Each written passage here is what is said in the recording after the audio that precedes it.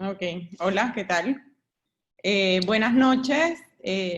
Para mí realmente es un gusto poder compartir con ustedes un tema que me apasiona, que es algo que en el ámbito de lo que estamos tratando estos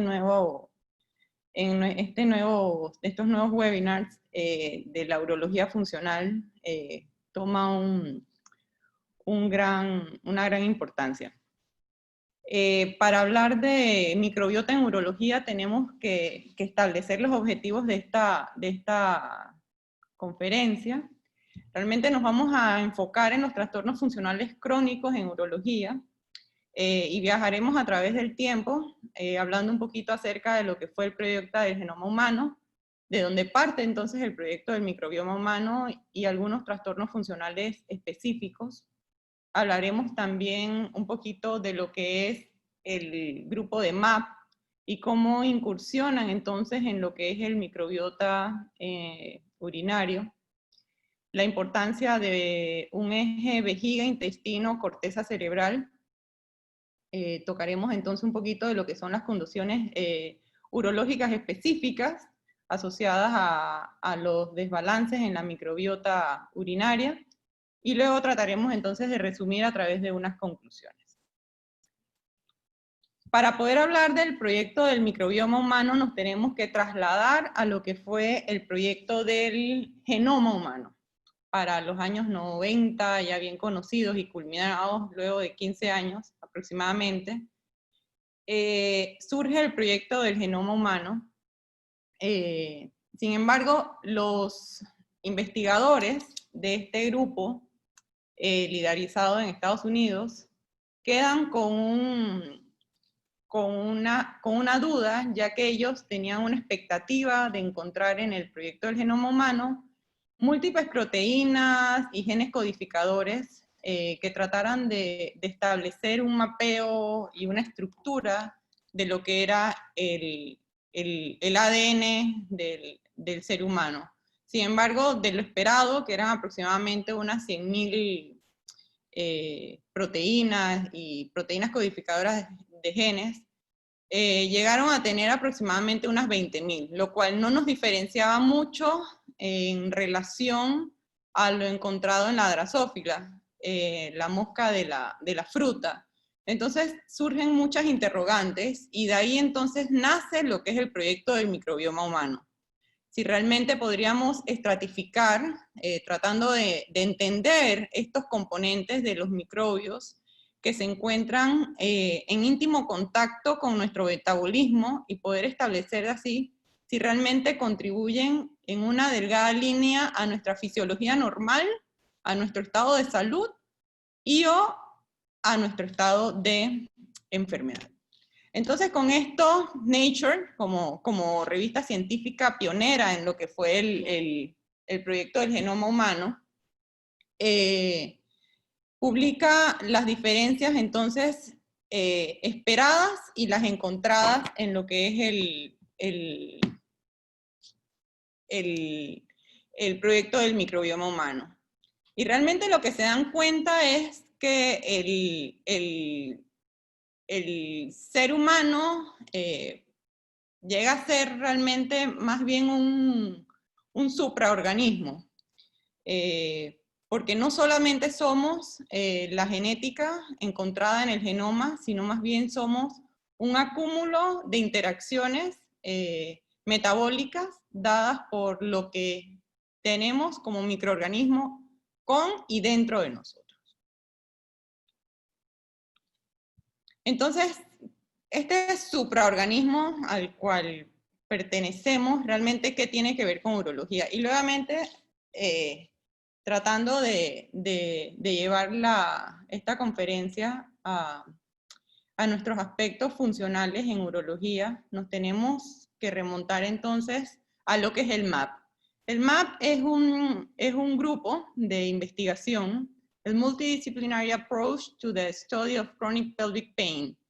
Este grupo, este network, establecido en Estados Unidos desde los años 2008, coincidentalmente con el surgimiento del proyecto del microbioma humano, ellos tratan de establecer un fenotipo para tratar de buscar nuevos targets de estudios que puedan ser utilizados como herramientas para mejorar la calidad de vida, tratamientos y estrategias en 2 grandes grupos de 4 grandes condiciones urológicas que afectan la calidad de vida, que son la cistitis intersticial asociada al síndrome de vejiga dolorosa, la prostatitis crónica y el síndrome de dolor pélvico crónico de carácter urológico.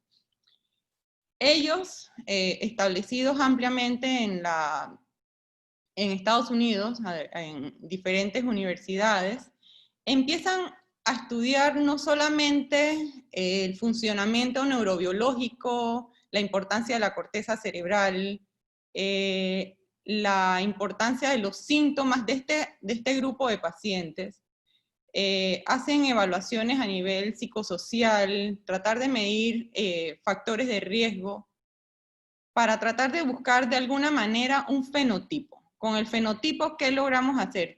Ellos trataban de establecer algún tipo de subgrupo de pacientes para poder determinar a través de una delgada línea si realmente era una etiología, era multifactorial, si existía o no una historia natural de esta enfermedad, y si podíamos establecer de alguna manera factores de riesgo. En esta delgada línea, donde se trata entonces de hacer un fenotipo, surgen varias hipótesis. Bien es cierto que es conocido el tema en este grupo de pacientes de cistitis intersticial, vejigas hiperactivas, el tema del estrés. El estrés y la ansiedad es un factor psicológico ampliamente estudiado, y se sabe que muchas veces es un factor independiente. Este grupo, que pertenece al grupo de MAP, estudió un grupo interesante de pacientes que eran mujeres del Army, y veían si al desarrollar un PTSD, un estrés postraumático, y depresión y o ansiedad asociada, había alguna correlación con el desarrollo de los síntomas de vejiga hiperactiva. Y se dieron cuenta que hasta de 2.5 a 2.7 lo presentaban. Entonces, esto está explicado fisiológicamente cuando se hacen estos estudios por el MAP Network. Ellos se dan cuenta que realmente a niveles urinarios, descartando otras patologías que puedan ser secretoras de norepinefrina, ellos se dieron cuenta que realmente había una actividad simpática muy elevada en este grupo de pacientes, generadas normalmente por el estrés. Esto hacía que de alguna manera hubiesen exacerbaciones de síntomas y se mantuviesen, tanto la urgencia, el dolor y la frecuencia, con todo lo que respecta en el deterioro de la calidad de vida. Entonces, si el estrés está ampliamente estudiado, ¿qué pasa? Dentro de tratar de hacer este fenotipo, lo que hacen el grupo de MAP, y volvemos a viajar en el tiempo y nos vamos al AUA del 2016, estando en las plenarias, y fue parte de lo que nos ha motivado a seguir leyendo acerca de lo que es la microbiota. Para el año 2016 cierran como mejor proyecto de investigación en las plenarias el grupo de MAP. El grupo de MAP incursiona entonces en tratar de integrar a su rol de investigación el proyecto del microbioma humano, dejando a un lado entonces no solamente el tema de inflamación, infección. Ellos tratan entonces a través de incursionar en lo que es el microbioma urinario, en el rol que puede estar presentándose en estos pacientes. En los pacientes con cistitis intersticial, pacientes con síndrome de vejiga dolorosa, en los pacientes con prostatitis crónica y en los pacientes con síndrome de dolor pélvico crónico. Entonces lo consideran en esta presentación magistral, ganadora de muchos premios, como un factor etiológico clave para el estudio.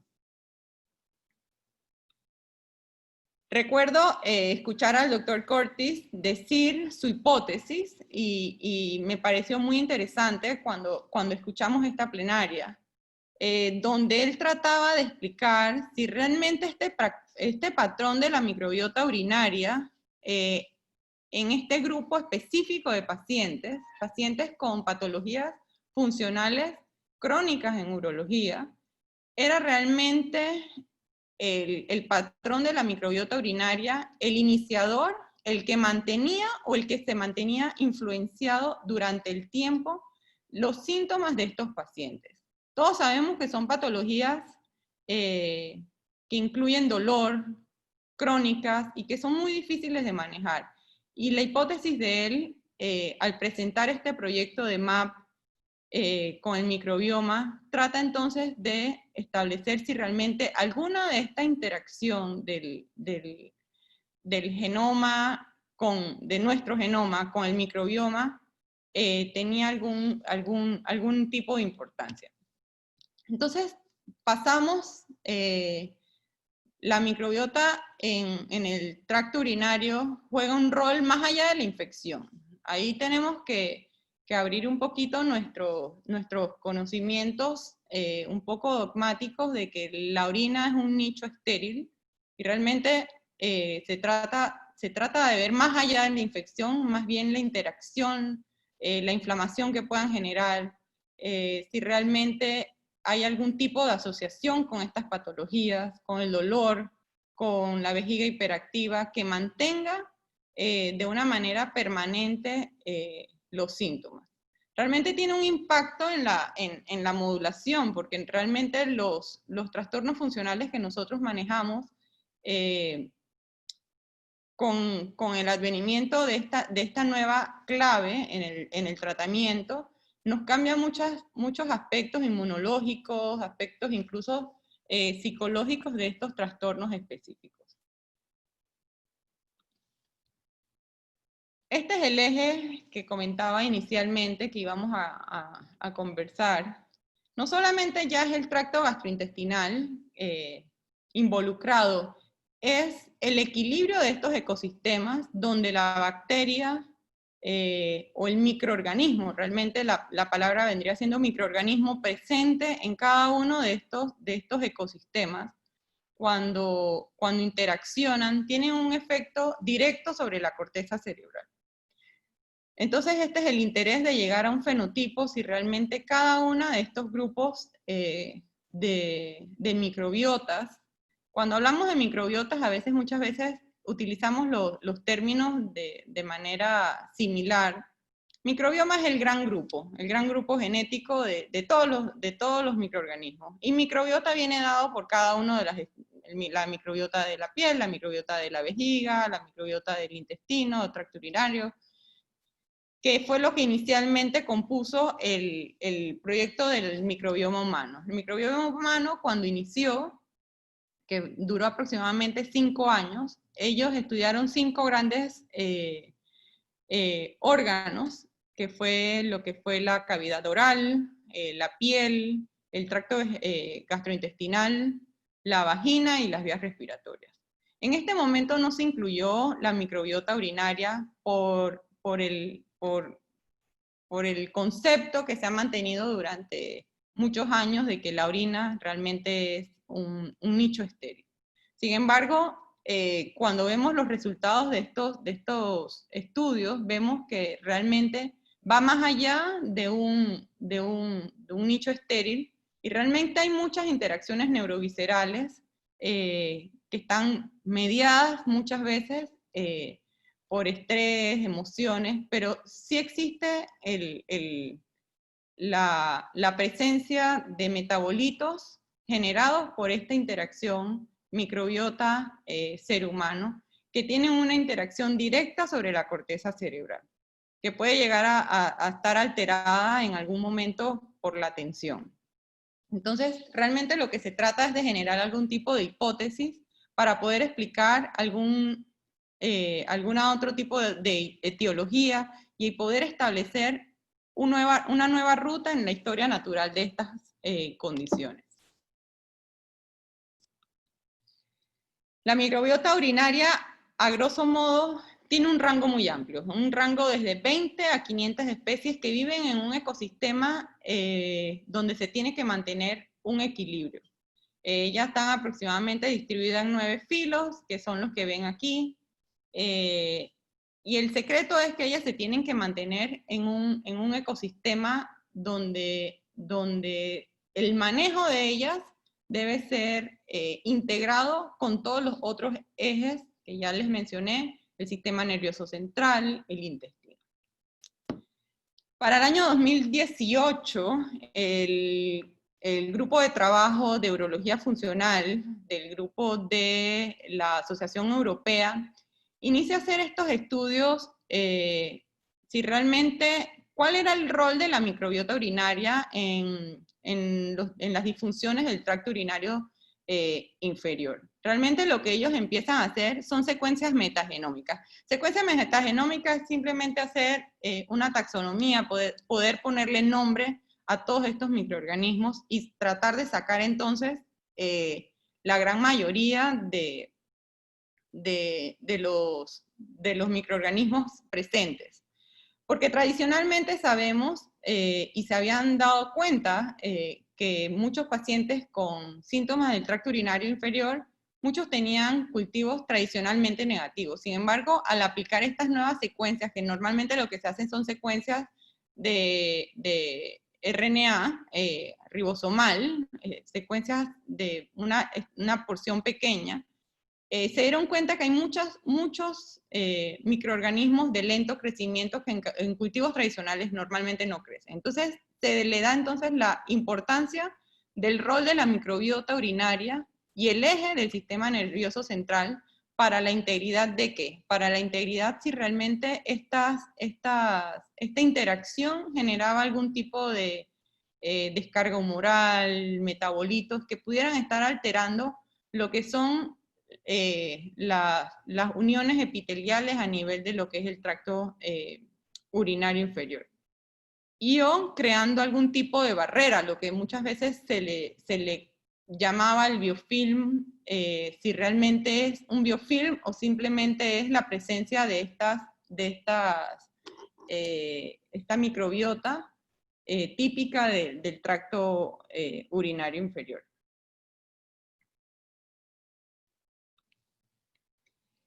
Pasando entonces a nuestro siguiente punto, que viene del estudio del grupo de trabajo de urología funcional, podemos hablar de condiciones específicas en urología.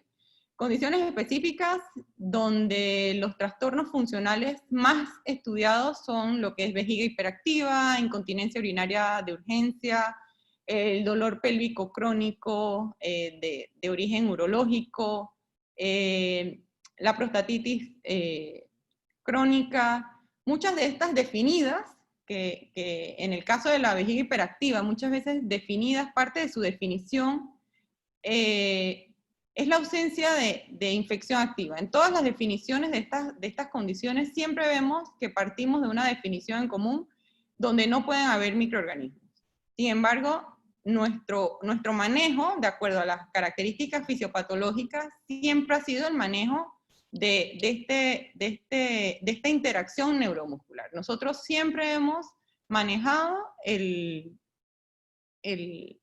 los pacientes con vejigas hiperactivas de acuerdo a una señalización a nivel neuromuscular. Sin embargo, este grupo de trabajo de urología funcional en este estudio, lo que hizo fue que evaluó un grupo de pacientes donde el 92% tenían urocultivos tradicional realizados de manera convencional, negativos. Sin embargo, cuando se le hace el análisis procariota para buscar la microbiota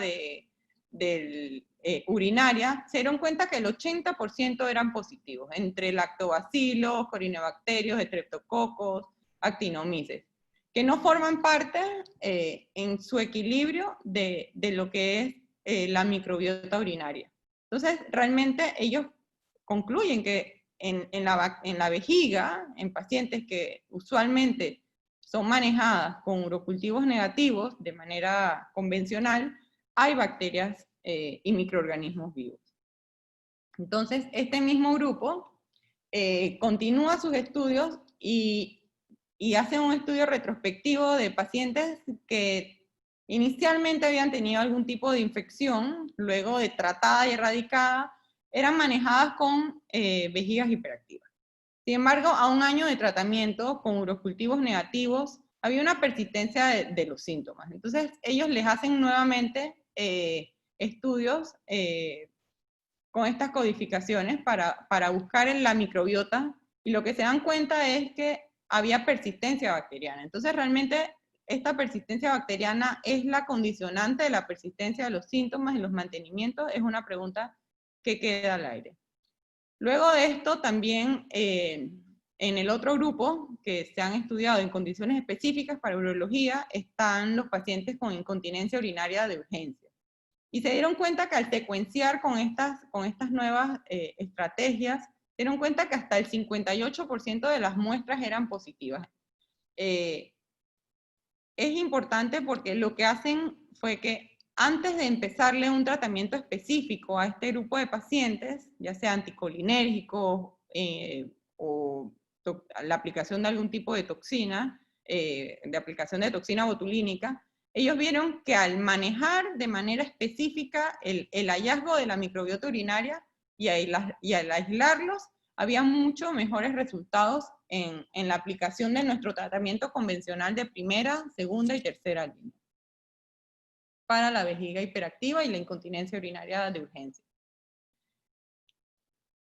Seguimos entonces, y el otro grupo que también ha hecho muchos estudios de acuerdo a la microbiota urinaria y el uso de antimuscarínicos en un caso específico que utilizaron solifenacina, vieron que las respuestas al aislar la microbiota urinaria con una microbiota que no fuera variable, había muy buenas respuestas a 4 y 12 semanas. Entonces, podemos llegar a conclusiones interesantes si realmente la presencia o no de esta microbiota urinaria en estos casos pueden estar haciendo que los síntomas sean persistentes y se mantengan durante el tiempo. Para la cistitis intersticial y el síndrome de vejiga dolorosa, una de las condiciones específicas en urología que más asociaciones y morbilidades funcionales se ha podido establecer. También su definición excluye la presencia de infección, teniendo claros las características clínicas de la definición en cuanto a dolor, dónde se ubica, cuánto tiempo y los síntomas urinarios asociados. Para poder establecer si un paciente tiene alguna de estas dos condiciones, tenemos que cumplir con una definición que muchas veces excluye muchas otras condiciones, pero es enfática en la esterilidad y la no presencia de infección a nivel urinario. Sin embargo, lo que sí se sabe de estas dos grandes condiciones de cistitis intersticial y del síndrome de vejiga dolorosa es que está asociada a muchas otras patologías, principalmente la IBS, que es el síndrome de intestino irritable, y la fibromialgia. También está asociado a migrañas y algunos estados de depresión y ansiedad. Si se dan cuenta, son también condiciones con una etiología multifactorial, pero más adelante veremos que son patologías que han sido ampliamente estudiadas y donde la microbiota específica para la población tiene mucho que ver en estas patologías. Sí se ha visto que en el grupo de cistitis intersticial y de síndrome de vejiga dolorosa, una variabilidad de la microbiota importante es la presencia de lactobacilos en la orina. El lactobacilo forma parte de la microbiota de la vagina, pero no debe haber una variabilidad dentro de lo que es la microbiota urinaria. Y más adelante vemos cómo en este mismo grupo de cistitis intersticial y de síndrome de vejiga dolorosa, el doctor Nickel, que es el pionero en el grupo de MAP, de los MAP Network, y fue el que hizo la presentación del microbioma como una nueva herramienta en el estudio de este tipo de pacientes. Él hace un análisis de los flares, si realmente existe algo durante la agudización de los pacientes, y lo único que en este grupo, obviamente él está tratando de estudiar microbioma en este grupo de MAP, lo que ve es que el común denominador era la presencia y el aislamiento de varios tipos de cándida.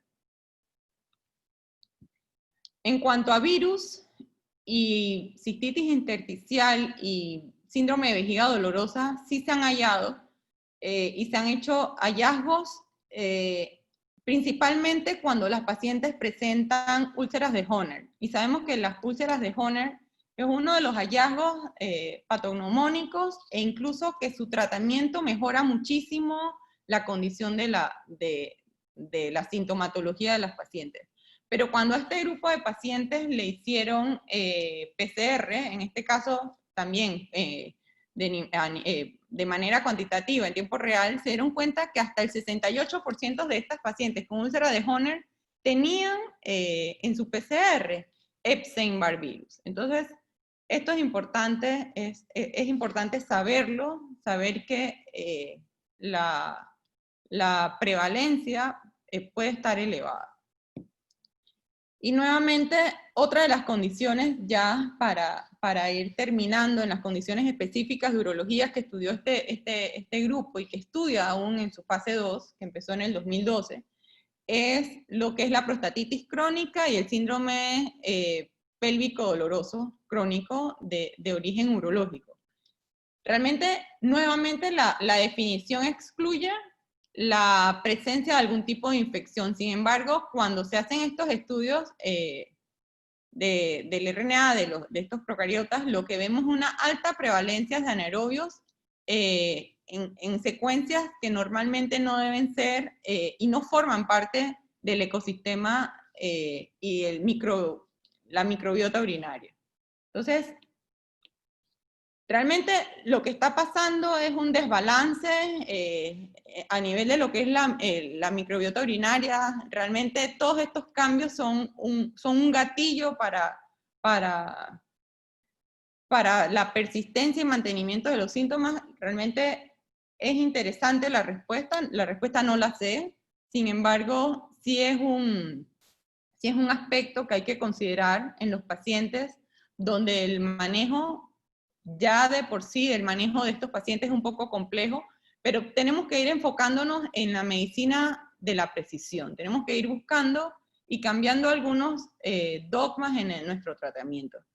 Realmente, el microbioma del tracto urinario, no sabemos si es la respuesta a muchas preguntas abiertas que tenemos, pero lo que sí sabemos es que el microbioma humano forma parte de una delgada línea entre salud y enfermedad.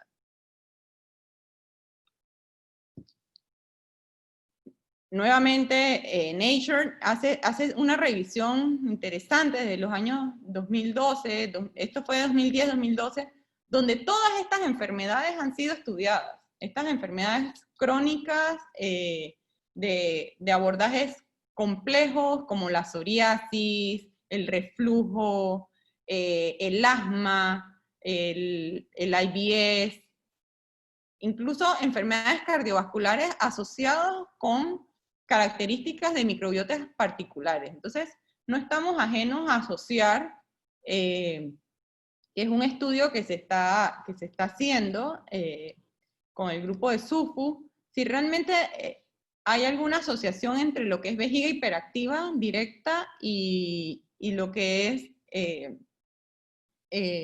síndrome, el IBS, que es el síndrome de colon irritable. Realmente es interesante y cada vez vamos a ver que hay características muy particulares donde los ejes se interaccionan y forman parte entonces de nuevas estrategias para el manejo integral de nuestros pacientes.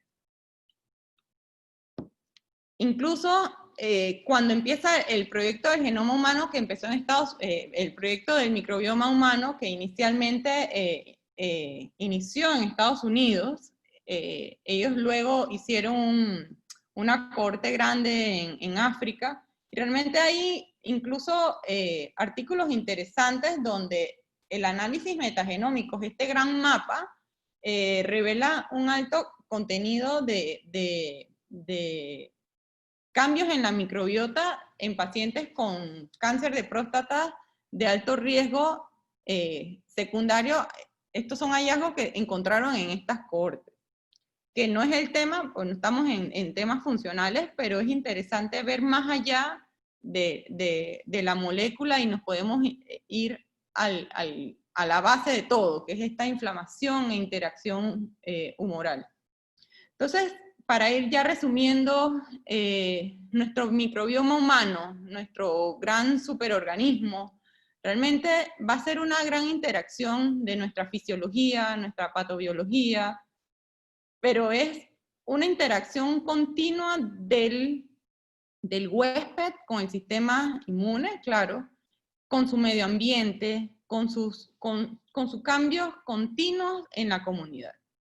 Incluso uno de los aspectos más importantes es el estilo de vida. El estilo de vida, si realmente, como mencionamos, el estrés que forma parte de manera real de los pacientes con estos trastornos funcionales, realmente se piensa si realmente el estrés, la falta de sueño, la pérdida de la atención generado por pantallas blancas en exceso, realmente están jugando un rol en nuestro estilo de vida que interfiere en nuestro sueño, donde realmente al final lo que estamos teniendo son barreras que se han abierto, barreras que normalmente tendríamos y no logramos mantener un balance para tener un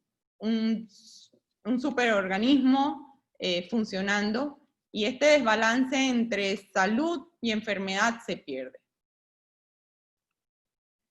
A manera de conclusiones, realmente el descubrimiento de la microbiota humana tiene una importancia actual y a futuro en condiciones urológicas específicas.